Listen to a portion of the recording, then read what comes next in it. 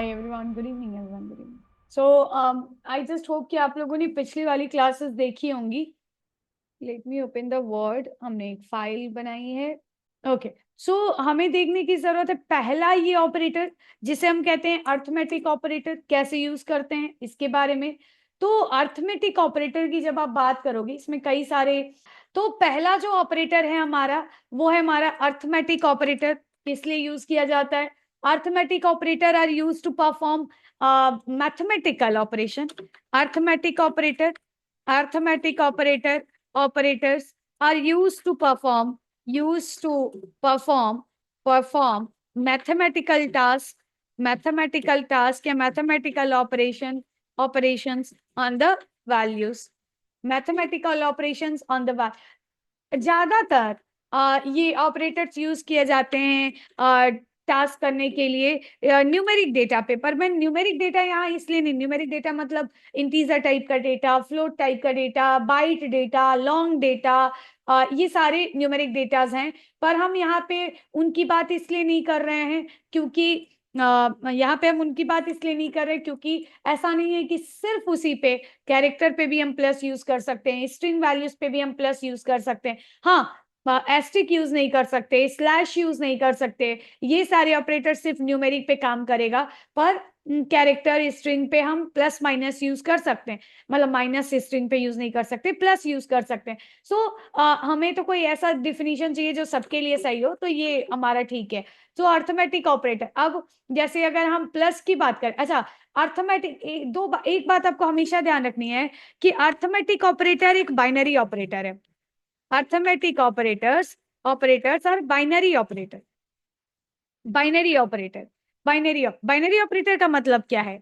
That means, binary operator का मतलब है, that means arithmetic operator, arithmetic operator, arithmetic operators always needs, arithmetic operators always needs two values या two datas या two operand, you can say two values को हम कह सकते हैं two data, या two data को हम कह सकते हैं दो operand। तो इस तरीके से इनको जरूरत होती है कम से कम, it always needs minimum you can say, आप लगा सकते हो मिनिमम नाम का कीवर्ड। तो यहाँ पे it needs always minimum two datas या two values या two operands to perform। मतलब हमेशा ये दो डेटा के बीच में यूज किए जाते हैं। जो ये प्लस, मतलब हम सिर्फ ऐसे कहीं पे प्लस लिख के नहीं छोड़ सकते, हमेशा हमें दो वैल्यूज की जरूरत पड़ेगी। चलो, तो इस तरीके से हमें समझ आया अर्थ में। Okay, so there are arithmetic operator. सबसे फर्स्ट हमें इन ऑपरेटर्स के बारे में देखने की जरूरत है, कौन से ऑपरेटर को हम किस टाइप की वैल्यू पे यूज करते हैं। प्लस को यूज कर सकते हैं। सबसे पहला ऑपरेटर हम देखने वाले हैं प्लस। सबसे पहला ऑपरेटर हम देखने वाले हैं कौन सा? प्लस। प्लस को आप यूज कर सकते हैं किसी भी न्यूमेरिक वैल्यू पे। न्यूमेरिक वैल्यू, न्यूमेरिक में क्या क्या आता है सभी को पता है? दो इंटीजर वैल्यू, दो फ्लोट वैल्यू, या एक इंटीजर एक फ्लोट, मतलब कोई भी दो न्यूमेरिक वैल्यू। दो न्यूमेरिक के साथ आप इसे यूज कर सकते हैं स्ट्रिंग पे भी, और आप इसे यूज कर सकते हैं कैर टाइप की वैल्यू पे भी। सो ये, अब मैं बात करूं माइनस को आप किस पे यूज कर सकते हैं? आप किसी भी न्यूमेरिक वैल्यू पे आप इसे यूज कर सकते हैं। आप इसे यूज कर सकते हैं किसी भी कैरेक्टर टाइप की वैल्यू पे भी। नेक्स्ट वन इज मल्टीप्लाई को आप किस पे यूज कर सकते हैं? मल्टीप्लाई को आप यूज कर सकते हैं, अच्छा कैरेक्टर पे हम इसलिए यूज कर सकते हैं क्योंकि जब हम कैर पे ये अर्थमेटिक ऑपरेशन परफॉर्म करते हैं, तो हर एक कैरेक्टर टाइप की वैल्यू का एक अपना अस्काई वैल्यू है, that is a integer value. तो वो ऑपरेशन उस अस्काई वैल्यू पे होता है, एंड देन हम हमें कैरेक्टर में या इंटीजर में आउटपुट मिल जाता है। तो इसलिए ये कैर वैल्यू पे भी अप्लाई हो जाता है। मल्टीप्लाई को आप यूज कर सकते हैं न्यूमेरिक वैल्यू पे, और ऑफ कोर्स आप कैरेक्टर्स पे भी अप्लाई कर सकते हैं, बिकॉज कैरेक्टर। स्लैश को आप यूज कर सकते हैं किस पे? स्लैश को आप यूज कर सकते हैं न्यूमेरिक वैल्यूज पे, एंड साथ ही साथ आप कैरेक्टर पे भी अप्लाई कर सकते हैं। एंड ये जो हमारे पास सिंबल है, इसको हम किसी भी न्यूमेरिक वैल्यू पे यूज नहीं कर सकते। ये सिर्फ होता है perform only on integer type values. Okay, अब ये हमारे पास जो पांच ऑपरेटर्स हैं, इनको हम किस टाइप के डेटा पे यूज किया करते हैं वो मैंने लिखा।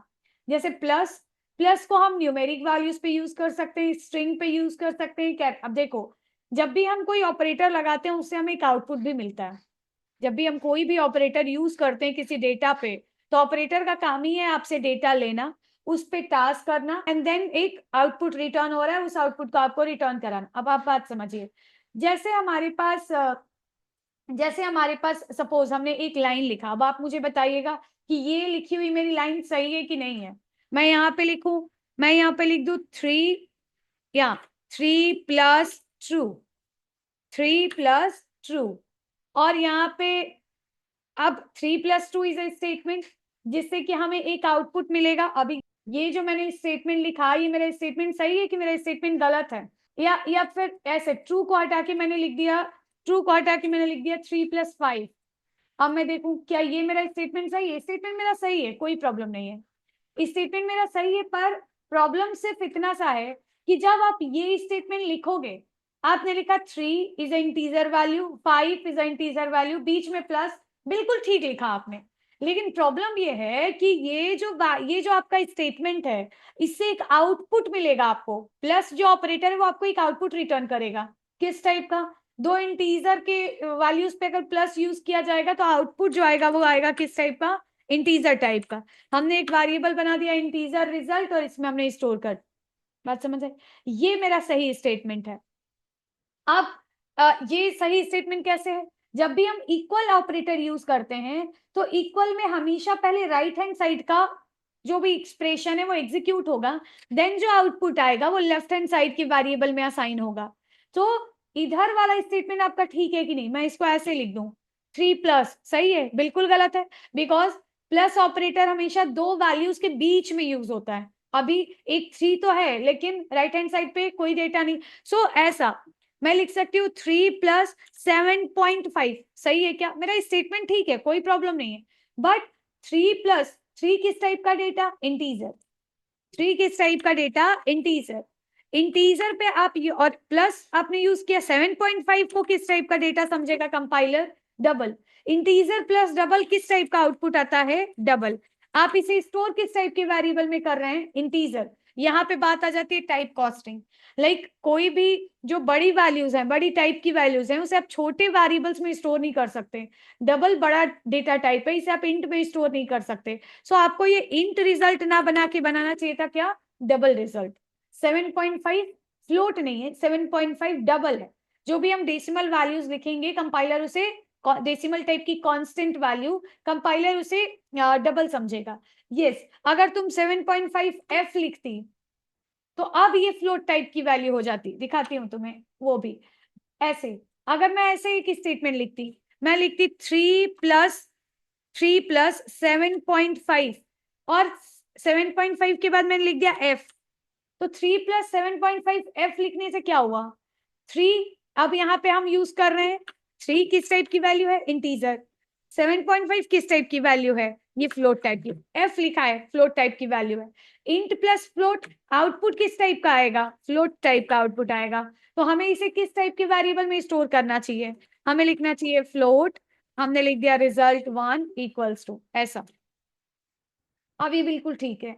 मैं अगर ऐसे लिखूं, मैंने अगर ऐसे लिखा, हमने लिखा true plus false, true plus false, true plus false. अब ट्रू प्लस फॉल्स, ये ट्रू क्या है? एक बुलियन वैल्यू है। फॉल्स क्या है? बुलियन वैल्यू है। इसका आउटपुट किस टाइप का आएगा? क्या कोई बुलियन टाइप का आएगा? क्या इसका आउटपुट कोई बुलियन टाइप का आएगा? नहीं। क्यों नहीं आएगा? प्लस ऑपरेटर को हम बुलियन टाइप के वेरिएबल पे अप्लाई नहीं कर सकते।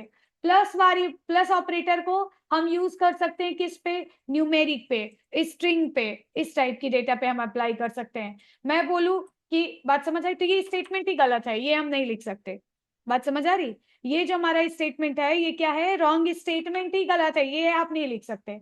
मैं अगर ऐसे लिखूं, मैंने लिखा, अब यहाँ जो 3 और 7.5 यहाँ हम कोई लाइक यहाँ पे हम फिक्स वैल्यूज लिख रहे हैं, हम कांस्टेंट वैल्यूज लिख रहे हैं। ये कांस्टेंट वैल्यूज की जगह पे कोई वेरिएबल भी आ सकता है, ये कांस्टेंट वैल्यूज की जगह पे वैल्यू किसी फंक्शन से भी रिटर्न होके मिल सकती है।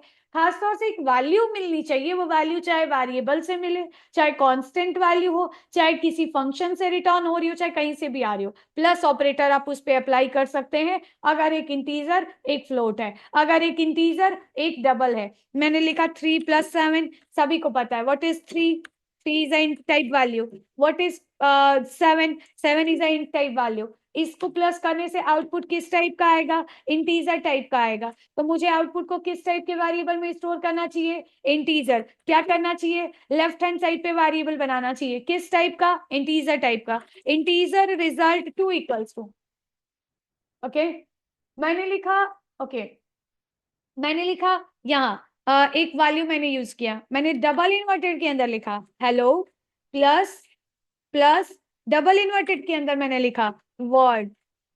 ये हेलो किस टाइप की वैल्यू है, स्ट्रिंग टाइप की। वर्ड किस टाइप की वैल्यू है, स्ट्रिंग टाइप की। आप इस पे यूज करें, आपको आउटपुट किस टाइप का मिलेगा, string type. Hello plus word किस टाइप का आउटपुट मिलेगा, स्ट्रिंग। जब आप प्लस ऑपरेटर को स्ट्रिंग वैल्यू पे अप्लाई करेंगे, जब आप प्लस ऑपरेटर को स्ट्रिंग वैल्यू पे अप्लाई करेंगे, कैपिटल एस, जब आप प्लस ऑपरेटर को स्ट्रिंग पे अप्लाई, तो ये उसको सम नहीं करेगा, क्या करेगा, कॉन्केट करेगा, जोड़ देगा। और जोड़ के रिजल्ट 3 में कौन सी वैल्यू असाइन होगी, हेलो वर्ड। हेलो के बाद एक स्पेस भी दे देते हैं, तो हेलो स्पेस वर्ड, ऐसे मैंने ऐसे यूज किया। मैंने लिखा ऐसे डबल इन्वर्टेड के अंदर हेलो प्लस प्लस लिख दिया 5, हेलो प्लस, दोनों में से कोई भी एक स्ट्रिंग हो गया, आउटपुट स्ट्रिंग आएगा। हेलो किस टाइप की वैल्यू है, स्ट्रिंग टाइप की। 5 किस टाइप की वैल्यू है, इंटीजर टाइप की। स्ट्रिंग प्लस इंटीजर, आउटपुट किस टाइप का आता है, स्ट्रिंग टाइप का। सो इसे हमें किस टाइप के वेरिएबल में स्टोर करना चाहिए, स्ट्रिंग टाइप के। लिखा कैपिटल एस, लिखा capital S string result 3 equals to, result 3 नहीं रिजल्ट 4, वेरिएबल्स बना रहे हैं अलग अलग। रिजल्ट 4 इक्वल्स टू ऐसा, हेलो प्लस ऐसे। नेक्स्ट हमने यूज किया, अब ऐसे आपको यूज करना। नेक्स्ट मैंने यूज किया, सपोज एक सिंगल कोट्स के अंदर मैंने लिख दिया ए प्लस प्लस, मैंने यूज किया 20, 20। ये सिंगल कोट्स के अंदर लिखा हुआ ए किस टाइप की वैल्यू है, कैरेक्टर टाइप की। प्लस 20 किस टाइप की वैल्यू है, इंटीजर टाइप। आउटपुट किस टाइप का आएगा, दोनों टाइप का आ सकता है, कैरेक्टर भी आ सकता है और इंटीजर भी आ सकता है। कैसे, हर कैरेक्टर की एक अस्काई वैल्यू है, हर कैरेक्टर की, हर एक सिंगल कैरेक्टर के पास एक इंटीजर वैल्यू भी है, जिसे हम उसका अस्काई वैल्यू कहते हैं। अस्काई वैल्यू इंफॉर्मेशन को, कैरेक्टर की इंफॉर्मेशन को ओवर द नेटवर्क सेंड करने में, शेयर करने में हेल्प करता है। अगर आप अस्काई चार्ट देखो तो आपको देखने को मिलेगा कि हर एक इंटीजर का अपना, हर एक कैरेक्टर का अपना एक इंटीजर है, हर एक कैरेक्टर का अपना एक इंटीजर है। जो आप ये, जैसे ये हमारे पास कैरेक्टर है, अभी हम किस कैरेक्टर को यूज कर रहे हैं, स्मॉल है ना, ये स्मॉल है, इसकी एक अस्काई वैल्यू भी है, decimal value, integer value, decimal integer value 97। ऐसे ही स्मॉल बी की 98, स्मॉल सी की 99, कैपिटल ए की, जितने भी कैरेक्टर्स हम कीबोर्ड में यूज करते हैं उन सब कैरेक्टर्स का एक इंटीजर वैल्यू है, जिसे हम अस्काई वैल्यू भी कहते हैं। वो अस्काई वैल्यू मतलब अगर आप कैरेक्टर पे मैथमेटिकल ऑपरेशन कर रहे हैं तो वो उस कैरेक्टर पे नहीं हो रहा है, वो उस कैरेक्टर के इंटीजर वैल्यू मतलब अस्काई वैल्यू पे हो रहा है। इस तरीके से हम इस आउटपुट को, ये जो आउटपुट हमारा रिसीव हो रहा है, इस आउटपुट को हम किसी इंटीजर में भी स्टोर कर सकते हैं। हम ऐसे लिख सकते हैं इंटीजर रिजल्ट 5 इक्वल्स टू, बिल्कुल ठीक है। क्या आउटपुट आएगा, character equals to integer equals to किस टाइप की वैल्यू आ सकती है, अभी जैसे मैं स्टोर कर रही हूँ इंटीजर। कैसे, स्मॉल ए की अस्काई वैल्यू 97 प्लस 20, 20 97 प्लस 20 कितना हो जाएगा, 97 प्लस 20 इज 117। अब इंटीजर टाइप में आपने स्टोर किया तो रिजल्ट 5 की वैल्यू हो जाएगी 117। ऐसे मैं लिख सकती हूँ integer result 6, okay no not integer, integer use नहीं करना है। मैंने लिखा सिंगल कोट्स के अंदर ए प्लस लगा दिया, लिख दिया 20। इस बार आने वाले रिजल्ट को इंटीजर में स्टोर नहीं किया, कैरेक्टर में स्टोर किया, लिखा कैरेक्टर रिजल्ट 6 इक्वल्स टू, सही है क्या? बिल्कुल ठीक है। किस टाइप का आउटपुट आ सकता है? आउटपुट आ जाएगा सिंगल कोट्स के अंदर ए, किस टाइप की वैल्यू? कैर +20, किस टाइप की वैल्यू? इंटीजर टाइप की। अब कैरेक्टर टाइप में अगर हम स्टोर कर रहे हैं, कैरेक्टर भी आउटपुट आ सकता है इसका। कैसे? आउटपुट वही आएगा, पहले 97 प्लस 20, 20 प्लस हो गया, वैल्यू आ गई 117, लेकिन 117 स्टोर नहीं करना है। 117 जिस कैरेक्टर का स्काई वैल्यू है वो कैरेक्टर स्टोर होगा रिजल्ट 6 में। अब 117 किस कैरेक्टर का स्काई वैल्यू है? चलो देखते हैं। सो 117 स्काई वैल्यू है 117, स्काई वैल्यू किसकी? स्मॉल यू की। मतलब ये रिजल्ट 6 की वैल्यू क्या हो जाएगी? Small you. इसकी वैल्यू क्या हो जाएगी? Small you. इस तरीके से हम प्लस ऑपरेटर को यूज कर सकते हैं। किस पे? प्लस ऑपरेटर को हम यूज कर सकते हैं न्यूमेरिक वैल्यूज पे, स्ट्रिंग वैल्यूज पे, कैरेक्टर वैल्यूज पे। किस पे अप्लाई करेंगे? किस टाइप का आउटपुट आएगा? ओके हो गया। अब यहाँ हमने हर जगह प्लस को कांस्टेंट वैल्यू पे यूज किया। ऑफ कोर्स हम इसकी जगह पे कोई वेरिएबल भी लिख सकते हैं, उसमें कोई प्रॉब्लम नहीं है। देखो उसमें कोई प्रॉब्लम नहीं है, आप वेरिएबल लिखते हो तो वेरिएबल की जगह पे भी एक वैल्यू ही मिलती है। हाँ, बस अंतर इतना है कि वहां पे वो वैल्यू पहले से मेमोरी में स्टोर है, हम मेमोरी से एक्सेस करके यूज करते हैं, और यहाँ पे हम डायरेक्ट वैल्यू यूज कर रहे हैं। कांस्टेंट वैल्यू मतलब डायरेक्ट वैल्यू। तो अब आप इनमें से किसी को भी प्रिंट करा के देख सकते हैं। जैसे मैंने लिख दिया system.out.println, और मैंने प्रिंट में डाल दिया, सपोज हम यहाँ पे लिख देते हैं, चलो रिजल्ट 6 से लिख देते हैं, और एक और लिख देती हूँ। ओके, एक और मैं लिख देती हूँ system.out.println, और एक और मैंने प्रिंट करा दिया रिजल्ट 5। सो रिजल्ट 6 और रिजल्ट 5 ये दोनों प्रिंट कराए। क्या आउटपुट आना चाहिए हमारे हिसाब से? रिजल्ट 6 का आउटपुट स्मॉल यू, रिजल्ट 5 का आउटपुट 117। Okay, let's check. हमने यहाँ से रन कराया तो इस तरीके से आउटपुट आ रहा है। कौन कौन सा आउटपुट? तो यहाँ पे एक आउटपुट आ रहा है स्मॉल यू, दूसरा आउटपुट आ रहा है 117। इस तरीके से हमने सारे आउटपुट्स के बारे में देखा। प्लस ऑपरेटर किस किस टाइप की वैल्यू पे हम यूज कर सकते हैं। समझ आ गई बात? हम कभी भी ऐसे नहीं लिख सकते। कैसे? मैंने लिख दिया system.out.println, ओके, ऐसा। प्रिंट एलन में मैंने लिख दिया, प्रिंट एलन में मैंने लिख दिया, प्रिंट एलन में मैंने लिख दिया +1। सही है क्या? +1 नहीं, ये सही स्टेटमेंट नहीं है। सही स्टेटमेंट इसलिए नहीं है क्योंकि प्लस ऑपरेटर हमेशा यूज होता है किसके? दो वैल्यूज के बीच में। प्लस यूज होता है कहाँ? दो वैल्यूज के बीच में। ऐसे सिर्फ एक डेटा के साथ आप प्लस को यूज नहीं कर सकते। Arithmetic is the binary operator. Arithmetic operators are the binary operator. दो डेटा चाहिए एग्जीक्यूट होने के लिए। चलो एक दूसरी फाइल बनाते हैं। यही एसआरसी पे ही हमने, एसआरसी पे सेम ऐसे ही माइनस यूज हो जाए। यस, अब एक बात है कि आप यहाँ पे प्लस को जैसे आपने हेलो और वर्ड के बीच में यूज कर लिया, वैसे आप माइनस को हेलो और वर्ड के बीच में यूज नहीं कर सकते। Operator minus is undefined for the argument type. That means ये जो आप आर्ग्यूमेंट लिख रहे हो स्ट्रिंग इसके बीच में माइनस को यूज नहीं किया। सो माइनस को स्ट्रिंग पे यूज नहीं किया जा सकता जैसे प्लस को यूज किया जा रहा है। यस, माइनस को और हर जगह यूज किया जा सकता है। जैसे इसी को मैं इसी कोड को मैं कॉपी कर लेती हूँ और एक नया फाइल मैं एसआरसी में बना लेती हूँ। So let's create. एसआरसी पे राइट क्लिक किया, एक न्यू फाइल बना लिया, और इस फाइल का मैंने नाम दे दिया e2.java। ओके, और ये मेरी क्लास बन के है, इसके अंदर मैंने ये पेस्ट कर। तो माइनस को हम बाकी हर जगह यूज कर सकते हैं, वही सेम तरीके का आउटपुट आएगा। यहाँ इंटीजर और फ्लोट पे यूज कर सकते हैं, इंटीजर पे यूज कर सकते हैं, बट ये वाला इस स्टेटमेंट पे यूज नहीं कर सकते। मतलब स्ट्रिंग पे हम लगा देंगे तो ये गलत हो जाएगा। मतलब ये मुझे यहाँ हम नहीं यूज कर सकते। दोनों ऑपरेंड में से कोई भी एक स्ट्रिंग हो गया तो गलत हो जाएगा। ऐसे इसे स्ट्रिंग पे अप्लाई ही नहीं किया जा सकता। तो दो एक कोई भी स्ट्रिंग रहे उस पे हम अप्लाई नहीं करते। तो इस तरीके से हम स्ट्रिंग टाइप की वैल्यू पे अप्लाई नहीं करते।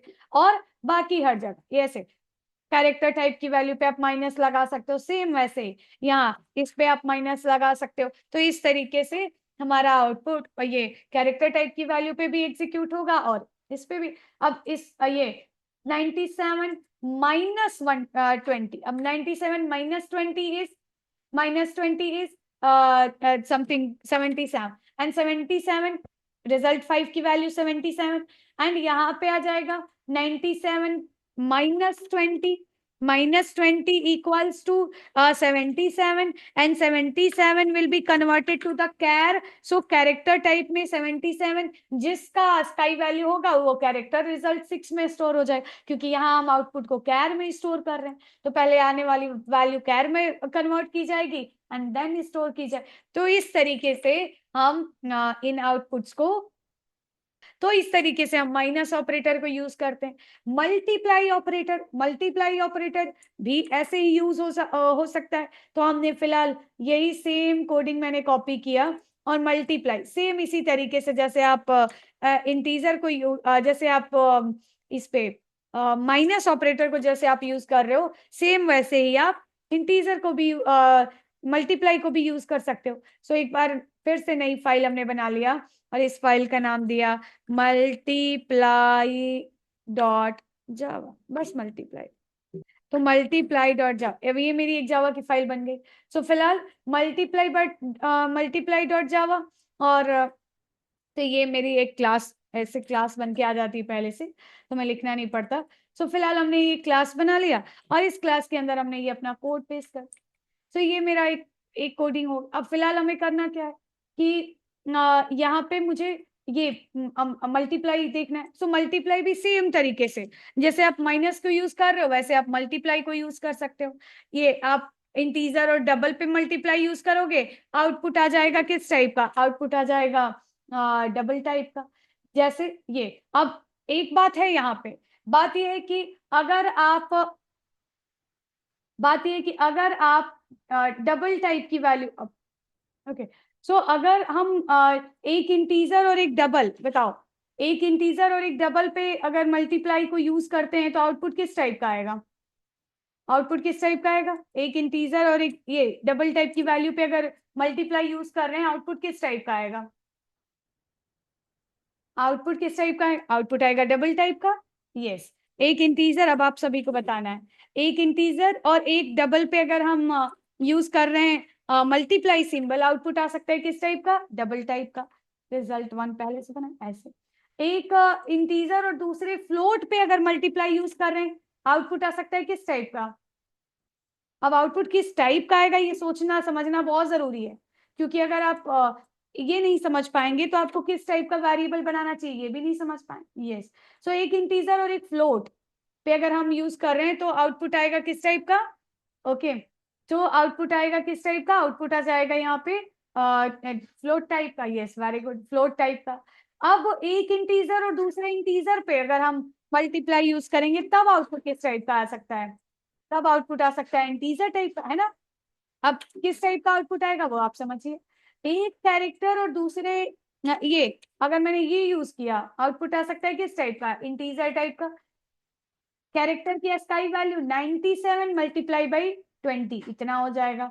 ऐसे ही एक कैरेक्टर, और अब ये थोड़ा सा एरर देने लगेगा, एरर इसलिए देगा क्योंकि यहाँ पे कैरेक्टर की जो मैक्सिमम वैल्यू है ना, कैरेक्टर की जो मैक्सिमम वैल्यू है वो है समथिंग 127, कैरेक्टर की जो मैक्सिमम वैल्यू है वो है 127। और जब आप ये स्मॉल ए की स्काई वैल्यू 97 मल्टीप्लाई बाई 20 देखो कितनी बड़ी वैल्यू हो जाएगी और वो कैरेक्टर में स्टोर नहीं हो पाएगी तो आपको हमेशा वैल्यू गलत ही मिलेगा। बट ये आपको वैल्यू गलत मिलेगा मतलब वो फिर से रिवर्स ऑर्डर में एग्जीक्यूट होने लगता है, लेकिन आप यूज कर सकते हैं आप कैरेक्टर और इंटीजर के बीच में मल्टीप्लाई, मतलब कैरेक्टर टाइप की वैल्यू पे मल्टीप्लाई सिंबल अप्लाई हो सकता है, रिजल्ट गलत आएगी वो दूसरी बात है।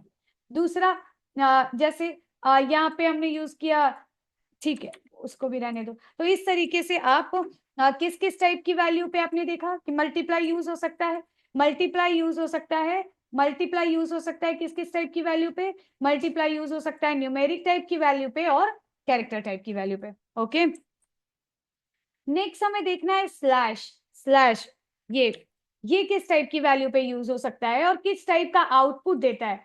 किस टाइप की वैल्यू पे यूज हो सकता है, तो वो तो सेम है, जैसे मल्टीप्लाई है, जैसे आपका माइनस है, वैसे ही स्लैश भी यूज होता है, कैर पे भी यूज हो जाएगा और इंटीजर्स पे तो यूज हो ही जाएगा ऐसा।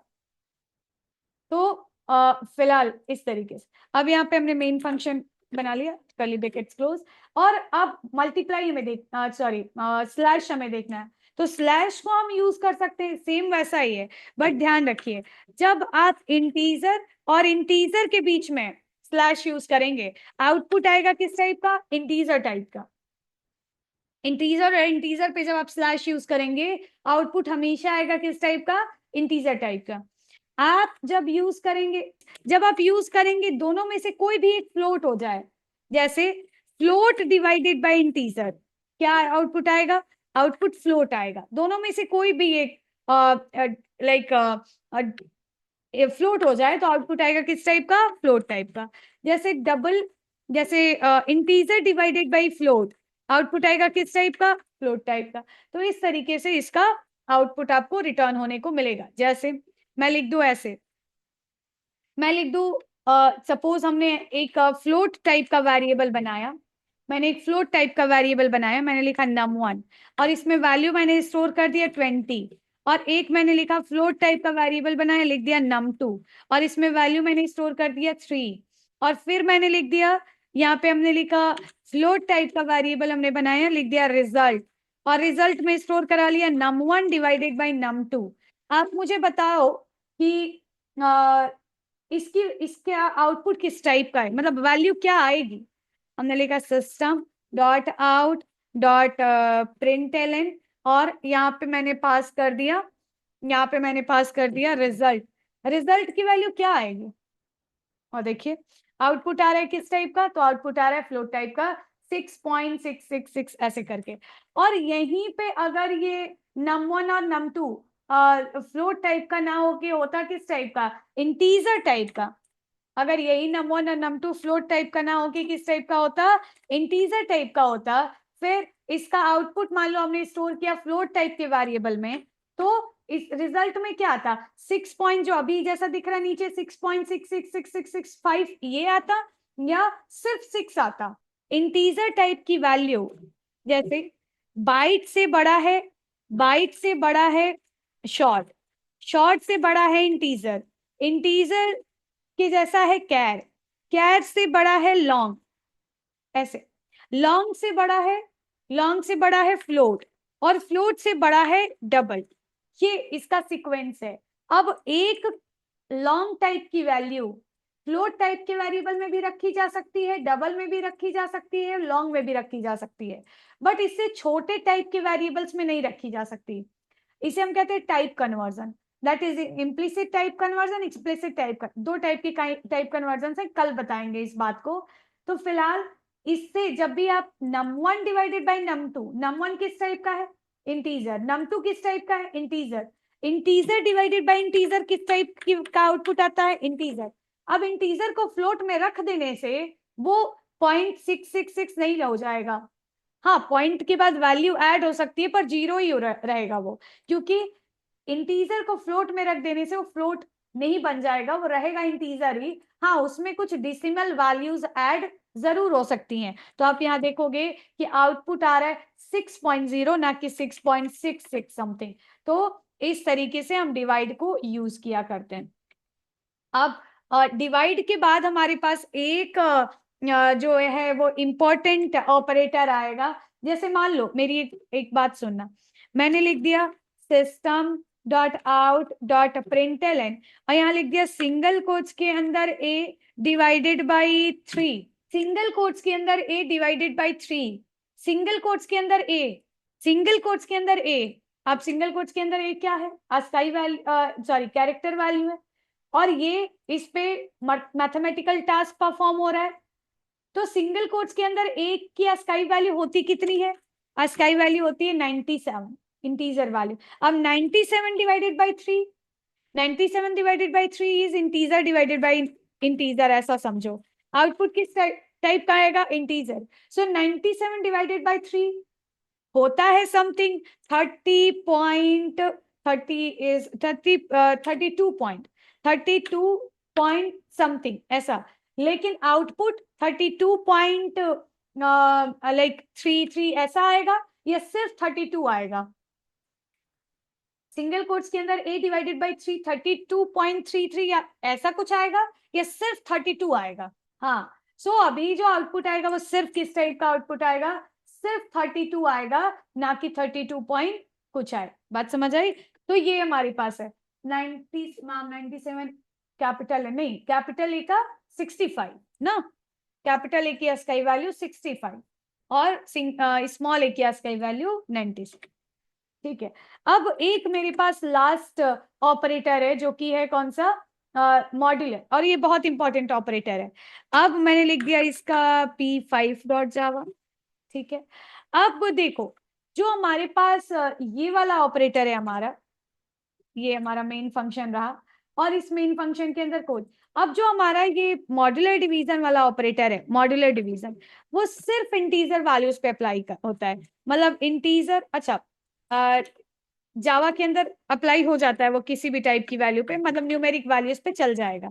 जैसे हमने लिखा system.out.println और मैंने यहाँ पे एक वैल्यू पास कर दिया। देखो इसमें ये सिर्फ न्यूमेरिक वैल्यू पे नहीं, किसी भी टाइप की वैल्यू पे चलेगा।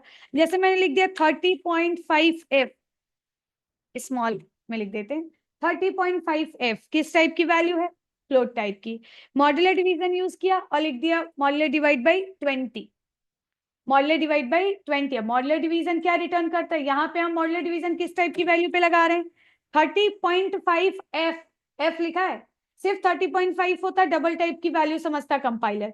30.5f लिखा है, किस टाइप की वैल्यू हो गई? फ्लोट।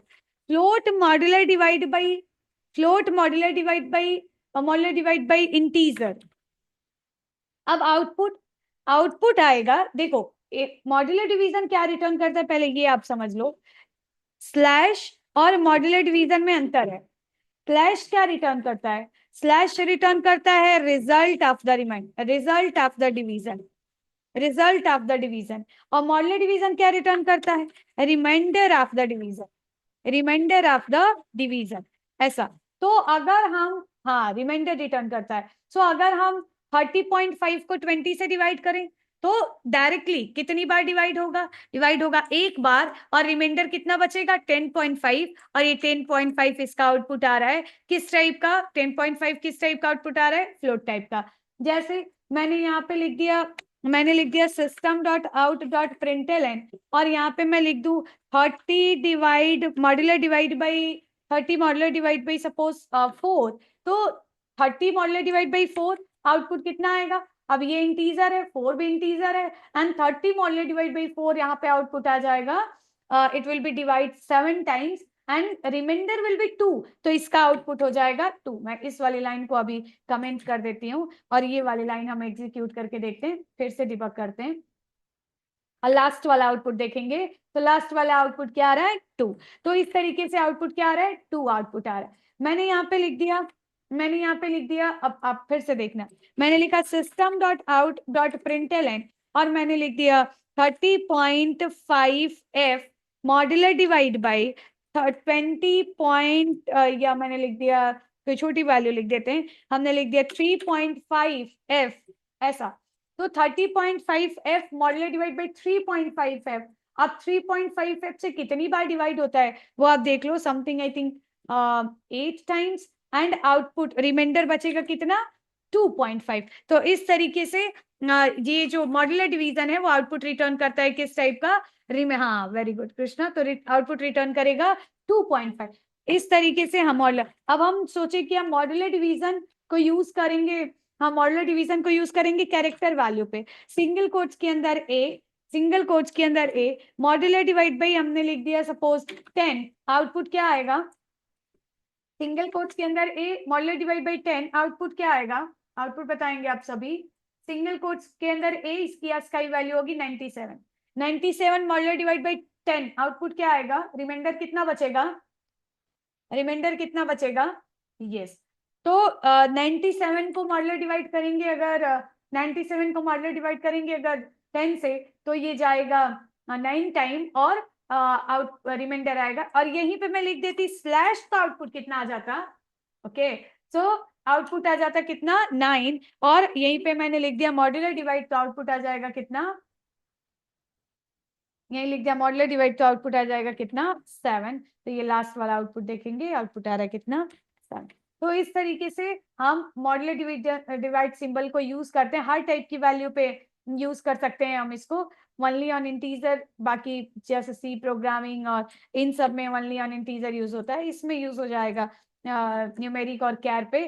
तो इस तरीके से हमने ये सारे अर्थमेटिक ऑपरेटर्स के बारे में पढ़े, जहाँ पे हमने देखा एक प्लस है जो कि स्ट्रिंग पे भी अप्लाई होता है, बट बाकी सारे जो ऑपरेटर्स हैं वो अप्लाई होते हैं किस पे, न्यूमेरिक और कैर पे, मैथमेटिकल टास्क को परफॉर्म करते हैं। अब क्योंकि कैर के पास भी एक इंटीजर वैल्यू है जिसपे मैथमेटिकल टास्क परफॉर्म हो सकता है, इसलिए ये सारे ऑपरेटर्स कैर पे भी काम करते हैं, अदरवाइज ये सारे ऑपरेटर्स काम करते हैं सिर्फ न्यूमेरिक वैल्यू पे। ओके, तो प्लस जो है वो स्ट्रिंग के साथ यूज होगा तो कॉन्केट करेगा, एक अलग से आप कॉन्केटनेशन ऑपरेटर भी पढ़ सकते हैं, बट यहाँ मैंने डायरेक्ट प्लस बता दिया। तो इस तरीके से हम लोग इन सारे ऑपरेटर्स को यूज करते हैं अलग अलग टाइप के ऑपरेशन को perform. So I hope just कि आपको, जो आज की क्लास के लिए इतना ही, थैंक यू सो मच।